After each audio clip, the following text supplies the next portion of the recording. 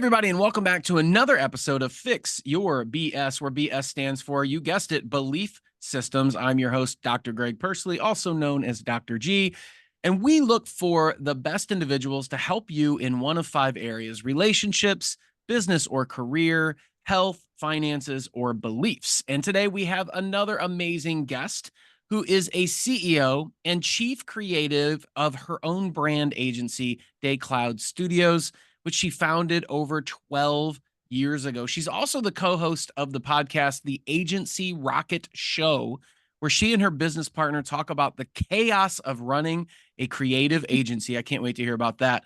She's also the founder of the Liz Hunt Consulting, where she shares her insights and teaches other creative entrepreneurs how to run a business. You probably guessed it, but this is Liz Hunt. Liz, thanks for being here. I appreciate you. Yeah, thanks for having me. I'm super excited to be on the show.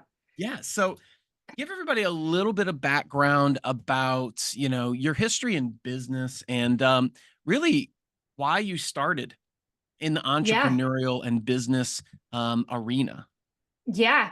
It's actually a really good story. I was fired from my dream job.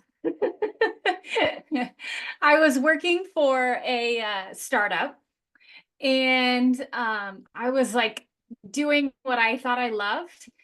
And what I was doing is I was working with some of my besties and working for them.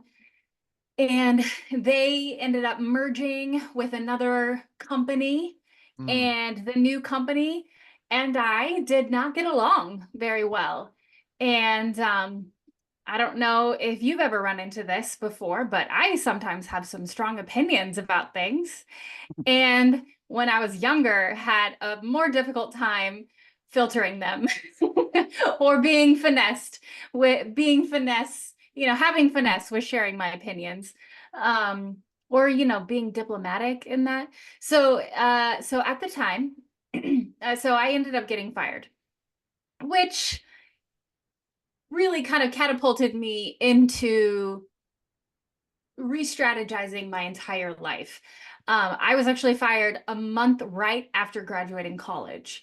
And so all through college, I'd had this job. I had planned on working this job and like doing this. I was an art director for this, really cool agency and like all this stuff. And I was like, this is my path. And then all of a sudden it all came crashing down. I want to, before you keep going, because I want to unpack that for a minute, Yeah. because there's so many people that unexpected things happen in their lives. Yeah. And this obviously was unexpected. Your dream job was eliminated simply because you felt like your beliefs and your path was not in alignment Mhm. with the company and the people that you're working with. And there are a lot of people that never make the decision to get off that path because maybe they didn't get fired for that job, but yet they're not in alignment and they're unhappy, but Yeah. fear holds them back. Oh, So, yeah. 2 questions. First, do you think you would have eventually been like, I can't do this, I'm out? Mm. So I do think so. It's actually kind of an uncanny thing that happened because I remember driving to the office that literally that day thinking about quitting because I was so unhappy. And so yeah. You almost And manifested it, kind of. So, was it yeah, like a I relief? probably did. Well, maybe like 10 years later. Because at the time it was so shocking and like, like terrifying, and just like my whole life I felt like went into shambles for a hot minute. um but then like you start picking up the pieces, you do one day at a time. And I ended up landing myself. I started freelancing as a designer, right? And I ended up landing these 2 massive accounts on my own that within the span of a week, literally 3 days, I landed these 2 huge accounts. It was like the largest local accounting firm that we have here in town, and then a university. They were both going through big rebrands, Mm. and they were like, we pick you. And it was like a right place, right time. And they were like, yep, let's hire you. And they gave me a couple of projects to try out.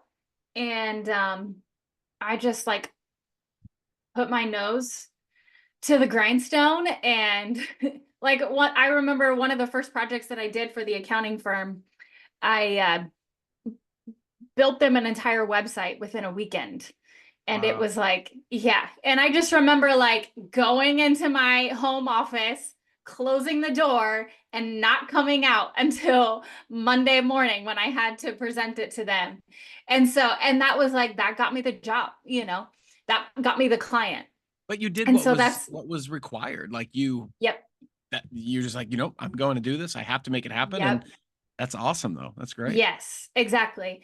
And so I would say in a lot of ways, it was just like sheer desperation that turned me into an entrepreneur, and just good old fashioned, I don't know, hustle. I've done about 100 episodes of this podcast. Yeah, And that is a very common theme yeah, where it's almost like, you know what? I'm glad this happened because it taught me how successful I can be on my own. yeah. Um, but a lot of people, there's an unexpected event, Hmm. and then they rise from the ashes. They rise from Yeah, that event. yeah, yep. That's very much because there is something about being an entrepreneur that like it's almost like you can't push through unless there is no other option because there's something about being an entrepreneur that like you have to do this, like you have to make it work because there's no other option, because when you are an entrepreneur it freaking sucks. Like Mm. there are so many days that it is the worst thing. It is like I would not wish this upon anyone, but I literally could not imagine myself doing anything else. And so, and like I could never go back. And so it's just like one of those things where I couldn't do anything else. This is kind of maybe off topic or something, but I feel like I really just need to ask you what your definition or what you think an entrepreneur is. Like, how would you define that? Well, I have probably several layers of definitions. Okay. One is you have to have a customer. Like just having a product is nice, but you're just unemployed. So, like you actually have to have a customer. You have to have created something that someone is giving you money for. Mm. You have to make a sale.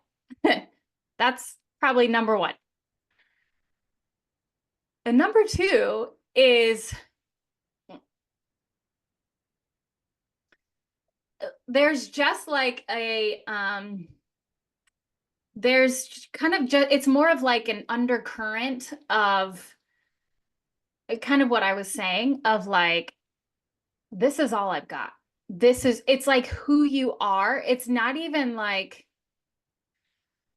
like I'm really good at this or I'm really good at that. I can do sales. It's not like a personality trait or anything like that. It's more of like, it's like well, this is why they call it an entrepreneurial spirit. It's kind of like this inner grit Mm. that is, I would say, for a lot of us, I don't know, obviously, there are many entrepreneurs who can have lots of things, but I think a lot of us who are entrepreneurs, we have the fear of being insignificant in Mm. our life. And I think to some degree, that is like what fuels us. It's almost like a crippling insecurity. Like Mm-hmm.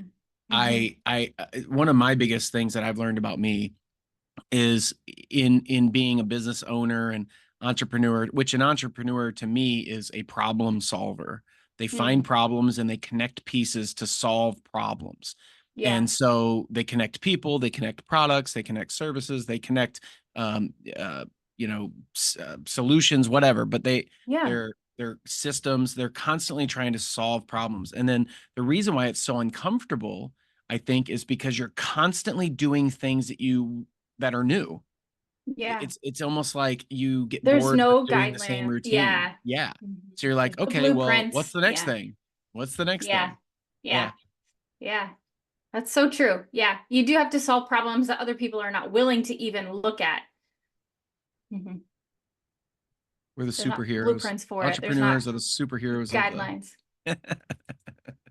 Yeah. So, what Yeah. advice? Let's say somebody's out there and they're like, "Oh, I want to start a business." Because I don't know if you felt this way. When I started my own business, and now I have multiple businesses, but the Right. original one I started, I remember thinking like, "This is going to be easy. This is going to be great." Like, I didn't think any of the hard stuff. I only thought it was going to be easy. Was that something that you kind of felt in the beginning, or was it because you had just gotten fired and you had to like jump into it? Was it like, "Oh crap, what's happening?" Was there a transition there, or what happened with you? Yeah. Yeah. I started my very first business when I was 26. So I don't know how old you were, but so I think I was like young enough, just young enough to like not understand how like what I was actually taking on, you know? Yeah. I think if I had, I think I probably would have been like, fuck that, like no thanks, I'm out.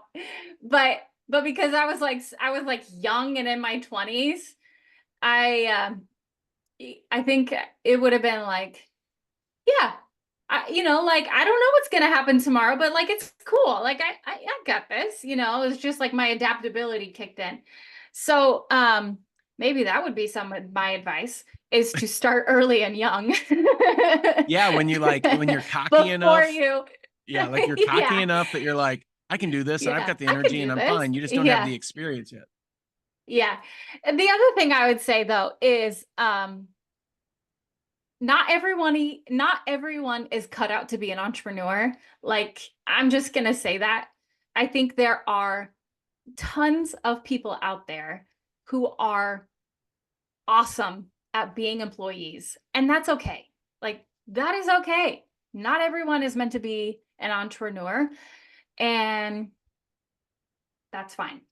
Yeah, if well, but and you're if you exactly right though. are, You're exactly yeah, right. Like yeah, 70% of the population are people that are called stabilizers. They want stabilized. They yeah, want things that are stable. So the entrepreneur is the yes, one running around creating opportunity for stability, and those people want to come in. And what's yeah, funny is statistically, more people become millionaires from working from somebody else for somebody else than actually being the business owner because the business owner gets yeah, paid last.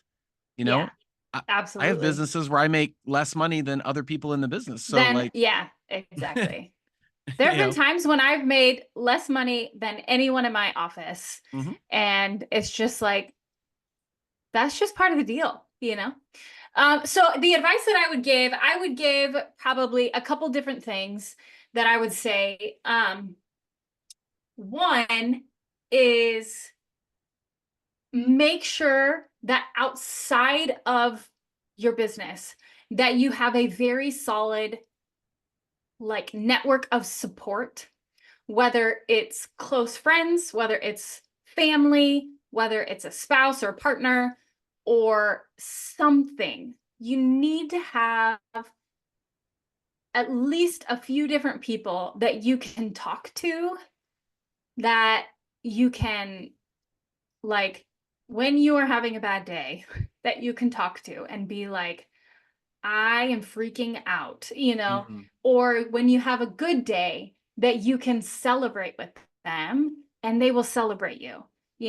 Like, you need to have people that will be with you in the valley and mountains, because you can't do that when you're the business owner. Like, employees you can't really do that with them. And so you need that support group of people to be able to do that kind of stuff. And I would say get like a business coach or a mentor or something that will help you at least have some sort of sounding board for business ideas, like strategy, that kind of thing. So that's one thing. Get yourself a support group of people, even if it's just your friends, you know. Yeah, I agree with you to a point on the first point. On the second point, 100%, get a business coach or mentor. Like, Yeah. you can turn decades into days is a Tony Robbins statement, Hmm. Hmm. but I would say like the network of support, and this is something I've experienced with other people that I've coached and consulted, and maybe you've experienced it too, but when they look internally to their inner circle of people, Hmm. like their family and friends and that sort of thing. What they find, or at least what the people that I've worked with have found, a lot of times is that the people don't understand the vision of the entrepreneur or the business owner. Like they're because those people are scared.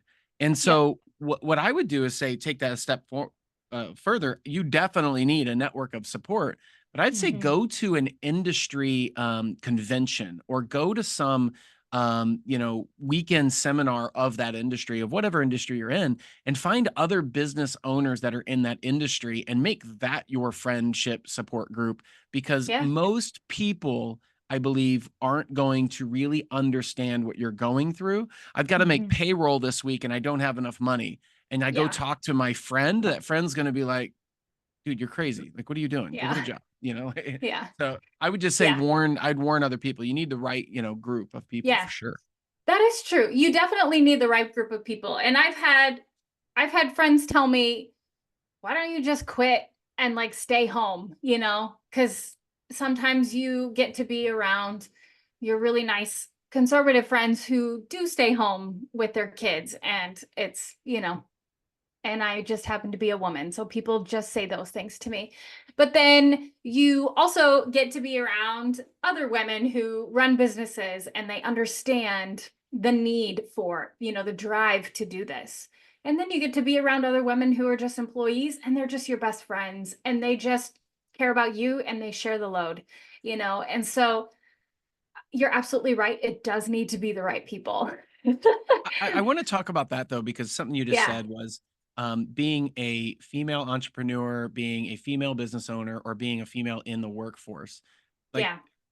tell me more about your perspective of those things, the challenges that people run into, the things they have to overcome. Are there benefits to that? Like, what kind of things? And I'm sure there's people listening right now that are like, yes, please tell me, lean in, Yeah. So Yeah. tell me about that, Yeah. like the challenges, but the benefits also. What is your Yeah. perspective on that? Yeah. I would say that there's pros and cons. I mean, just like anything else. I am a big proponent. I probably wouldn't be doing what I'm doing if I weren't, but I'm a big proponent of like no excuses, just results kind of Mm, mentality. I don't believe in like, oh my God, I'm a woman, so I can't blank, Um, I'm I'm just like not gonna operate that way. But there are times when I'm like, pretty sure that would have gone different had I been blank. And sometimes it's not just gender. Sometimes, like I said, I started this business when I was 26, and sometimes it was just because I was young, mm. you know.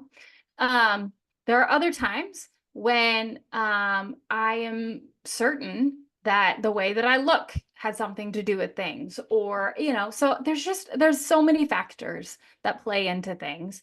And so just I'm saying all that as a caveat to Yeah. what my right. Yeah, no, and And that's totally true though. And I think, you know, being a male in business, especially nowadays, I'm a middle-aged white male in business. It's almost like you're looked down upon nowadays, like, oh yeah, yeah, well, you had all the opportunities and whatever. And I'm right. like, well, I've had some really hard things, but it's kind of like reverse racism almost. It's or reverse sexism a little bit. It's kind of Yeah. interesting. But Well, it's not everybody's reverse got their own. sexism. It's just sexism. It's just That's just, sexism in general. Yeah, yeah. right. Okay, Yeah. good. Yeah. Yeah. But Yeah.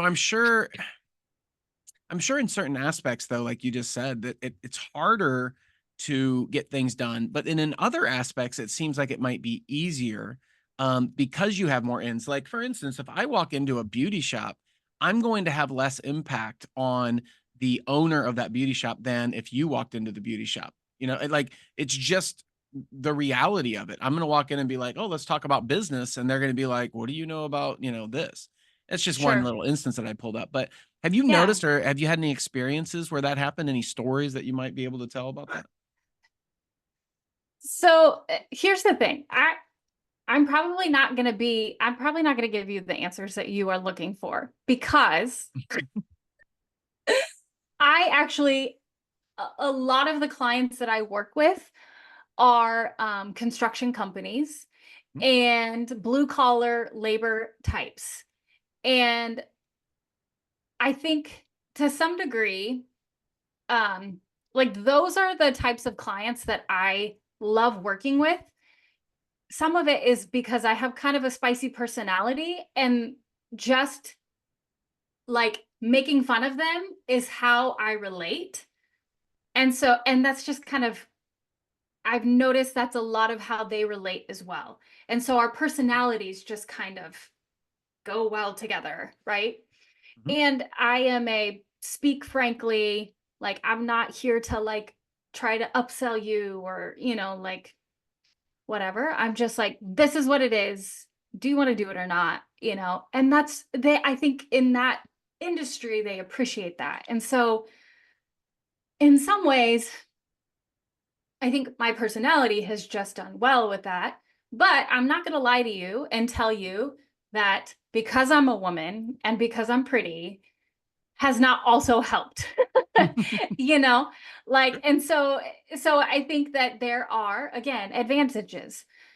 But I also think to some degree there have been other times when I have been in other circumstances where I've been looked down upon because I was either younger or because I was pretty. People just assumed that because I was pretty and, also female, that I probably was pretty dumb, Mm. didn't know what I You, was talking you about know or about whatever. assumption, right? Yeah. Yes. Yeah. Right. What do they say about And assuming? yes, exactly. And, it's always going to happen. Like people judge you by the way you look. It doesn't matter, But that has more to do with you know. them than it has to do with you. And that's Yeah. one of the things I was trying to get out was that, when somebody says something to you or about you or whatever, it has more to do with that person saying it than it has anything to do with you. And so people that are Yeah. listening to this, take Liz's advice, like just, no excuses, just get results. One of the books you Yeah. reminded me of was Marie Forleo. I heard about her years ago. There was a conference I was at, and she was there. Um, Everything is figure outable is a great book just because Yeah. that's really the essence of what you're talking about. Like, okay, you can have this Yeah. thing in the back of your mind and be like, well, I can't get this done because I'm a blah blah blah. Yeah. Or you can be Yeah. like, everything is figure outable and there's always an angle that we can make this work. And you Yep. just got to find it. Yeah. Yeah. Exactly. Exactly. Well, and like my other thought too is like, I'm not for everybody, like my agency is not for everybody, and I'm okay with that. This is another thing that I believe all entrepreneurs should have, and a piece of advice is like having an abundance mindset. Mm, I absolutely believe in that. There's more than enough work to go around for all of us. And so, like, my agency can't handle every single client on the face of the earth. Like, and my personality goes with a certain type of person. And so, like, I'm okay with that. There's more than enough work to go around. And so that's okay. I don't have to be for everybody. yeah. I mean, that's great though. That's great. And that's freeing in a Hmm. lot of ways. There's so many people that put on a show to be the person that they need to be for whoever they're around. Yeah. Instead, just be you, and if they can't accept that, then that's on them. Yeah. Let them go. Yeah. Yeah. As long as you're Like not being a jerk, it's right. fine. Be Yeah, you. yeah. Yeah. Like, Yeah. being your authentic self is Yeah. something that I think every human should really figure out who that is and be that Hmm. person and accept yourself for who you are. So Yeah. therefore, anybody who doesn't accept you for who you are or that authentic person, they can go away and you should be totally fine with that. We Yeah. we spend so much energy and time being someone that we're not to try to please other people, whether it's our siblings or our parents or our grandparents or our spouse or other people Our around boss. you, Yeah. your boss. Yeah, I got to be the certain way. Like Yeah. the more you can just be you, the more free you are. The less you're Yeah. faking and acting and Yeah. putting on this charade, this show. Yeah. And that's actually very attractive to people. That's something I've noticed over the years is that the more that you own your own identity, the more that you own like and are confident in who you actually are, that actually attracts people to you Mm, I love that. because they Own your recognize the identity. peace that you have and like how settled you are in and of yourself. And that's super attractive to people. Yeah, it is because you're not Mhm. putting off this vibrational energy of Yeah. worry, doubt, fear, that sort of thing.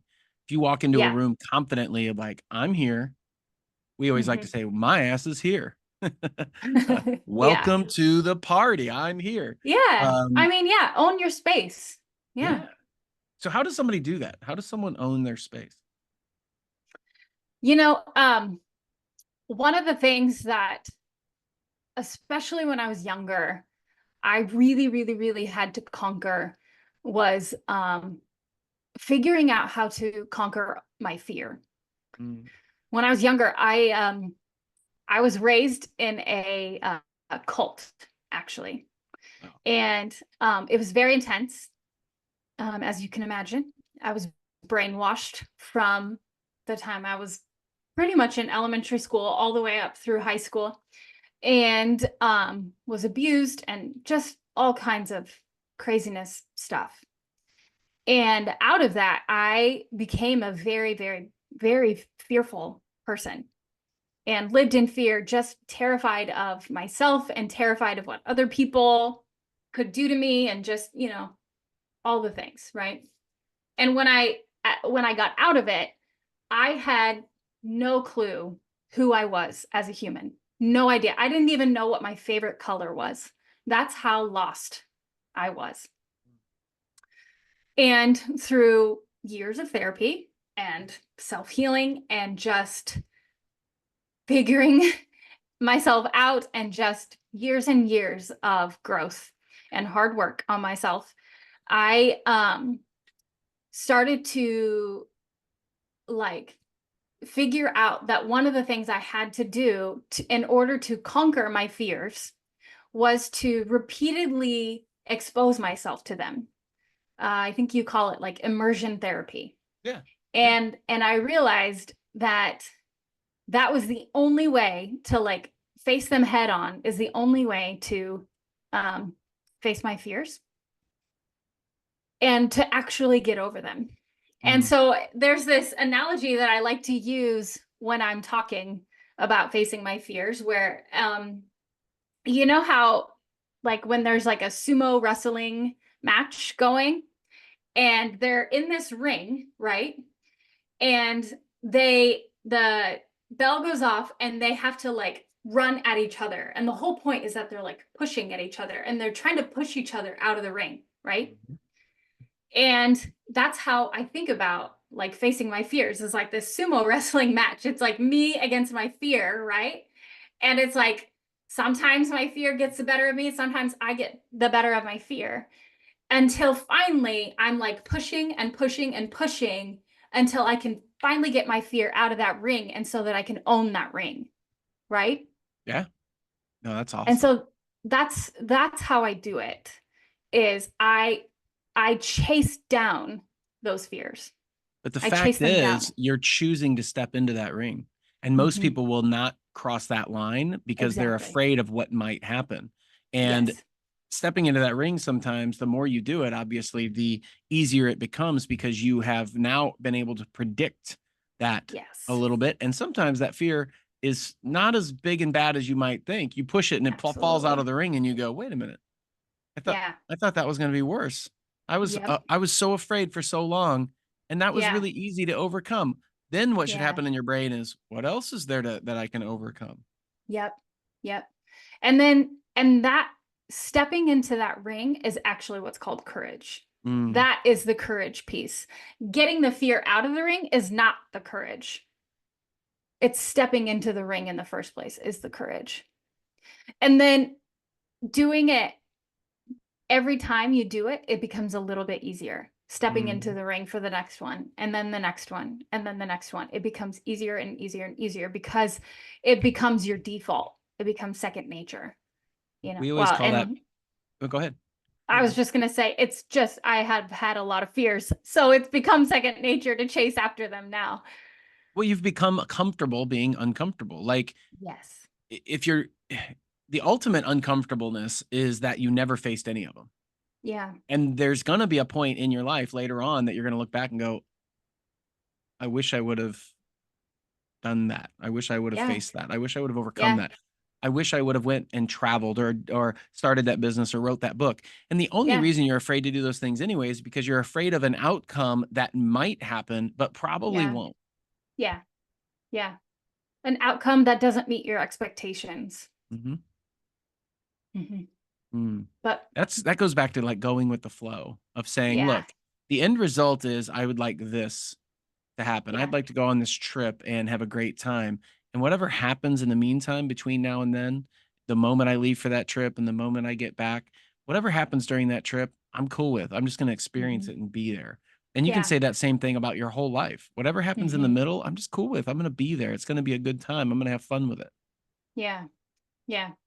A friend of mine said once that today's expectations are tomorrow's disappointments. And I think that that is something that I always want to try to consider is it's not that we can't have expectations because all of life is I expect my business to do well, and all these things. But I think it's more about managing your own expectations and understanding that even if it doesn't go the way that I want it to go, like that's okay. And I can manage my expectations so that I'm I, not disappointed with tomorrow. I love that though, because Hmm. disappointment really comes from you predicting it's going to go a certain way and then Yeah. it doesn't. And now you're Yes. disappointed Yeah. instead of going along with the ride and saying, I'm cool with whatever happens. Yeah. Which really the expectation is being cool with whatever Yeah. happens. I'm going Yeah. to enjoy the ride no matter what. Yeah. That's an expectation that you can go with the flow or that you can, whatever happens, you can ride out. Hmm. Expecting it to be a certain way in order for me to have happiness. Yeah. That's different. Hmm. Yeah. Yeah. The good thing I would say, especially about that piece, is like, why don't you expect yourself to be happy no matter the outcome? And that's more that you can control that. That's awesome. Hmm. Yeah. And have you done that? I mean, that's what the way you are now. That's how you kind of just said, Yeah. you know what, this is what it's going to be. I'm going to expect that I'll Yeah. be happy no matter what. Yes. Because, and that's something that I've only learned like recently. Mm. This is a new kind of like emotional thing that I've learned just internally for myself because, as you know, as entrepreneurs, every day, sometimes to the hour/minute, your day can go like this. And we have years where it's like, I think that I am living in entrepreneur hell right now, and then you have years where it's like, I am the best freaking CEO on the planet. I'm killing it. And honestly, like, it's just not good for your mental and emotional health to operate that way, just to like live on those highs and lows like that. I think the most successful people that I've known in entrepreneurship and in business, they don't ride the wave of the highs and lows because they Yes. know the high is not going to last forever, that they also know the Yes. low is not going to last forever. So they just have Yes. a mindset of just wait, Yeah. keep pushing, keep going, and it'll come back up. Just wait, Yeah. keep pushing, keep Hmm. going, and it will normalize and come back down. Yep. And Exactly. that's totally okay. But if your expectation is I'm going to be happy no matter what, it doesn't matter if it's high or low. Exactly. Exactly. And that's what I'm getting at is that like those waves, they are there all the time. Yeah. Every day, every year, they are always there. And it will always come up and it will always go down. you know, like that is the cycle of entrepreneurship life, right? Yeah. And so we have to pull ourselves up out of that as entrepreneurs and figure out how to like rise above it, essentially, you know? Awesome. And that's yeah, something I've learned this year, even how to do. That's good though, but you're continuing to grow. You're Yeah. continuing to learn, and that's what everybody should do. Yeah. So, do you have any like final tips or strategies or quotes that you'd like to leave people with? Yeah. One thing I just thought of is it is totally okay to get a therapist and take some drugs because Zoloft, Xanax, all those depressant, like antidepressants, anti-anxiety, just go for it. Don't worry or whatever. I'm a big proponent of that. Take care of your mental health. Just I'll take it to that extreme of take care of your mental health and whatever's right for you. Make yeah, sure you know what's right for you. Yeah, because everybody's got yeah, different things, but taking care of your mental health is extremely important, and everyone should do that. Whether yeah, that and whatever, and figure out whatever's right for you in order for that to occur. yeah. Yeah. Yes. You're being incredibly diplomatic about this, but my Well, opinion is see a therapist. I get that all of your users they have all their different, their own ways of handling that. You're absolutely well, right. seeing a therapist is great, but not everybody needs the drug side not necessarily. So I don't want Yeah. everybody to go, oh, I just need to Yes. go do this and it'll solve all my problems. No, you need to look inside, figure out what Yes. you need to do in order for your mental health to be top notch, whether that's finding a therapist, going to a Yes. psychologist, psychiatrist, whether that's taking some Working meds, out. whatever is right, Mm-hmm. working out, going outside, drinking water, being around Yeah. people that you love, move. I mean, whatever that is for you. But I Yeah. agree, take care of your mental health because that is the one thing that you have a lot of control over, believe it or not, Yeah. and you have to work towards. Yeah. Yeah. Yeah. The other thing Uh, I would say is, oh, go ahead. Did you have more? no, no, go ahead. Yeah. Okay. I know we kind of hit this already, but I just want to say again, stay close with friends. Don't let your relationships fall to the wayside. They will keep you connected. They will keep you from being isolated as an entrepreneur, as a leader. It is so easy to be isolated and to feel isolated. And so it's your job to not allow that to happen. Like you Mhm. have to continue to cultivate relationships and friendships. And especially as we get older, it's so much harder to do. And so just make sure you don't allow yourself to become isolated. That's awesome. Mhm. Well, Liz, I really appreciate you giving your life story really and Yeah. diving into some amazing points.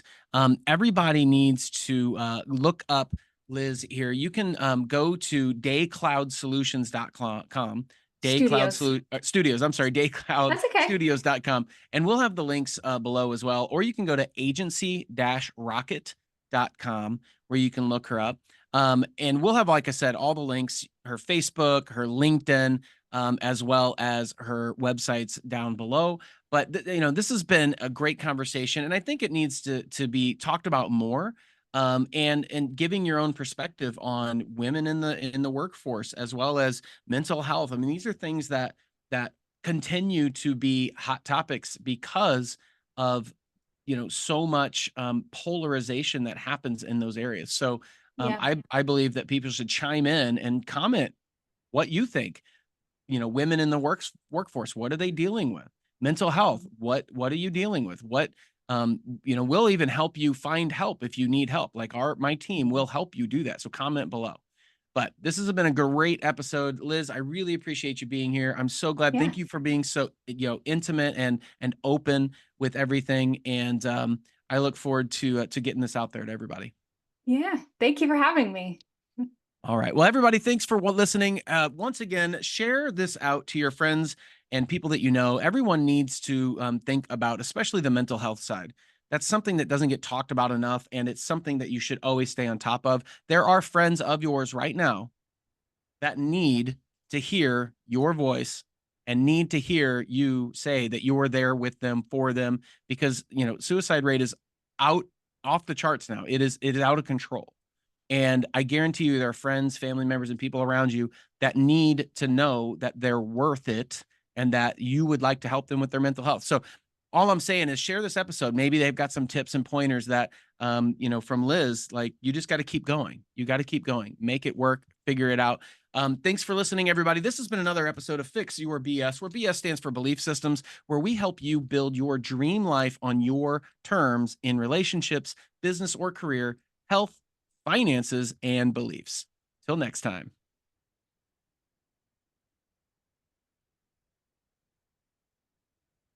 Liz, thank you so much. Really Yeah. appreciate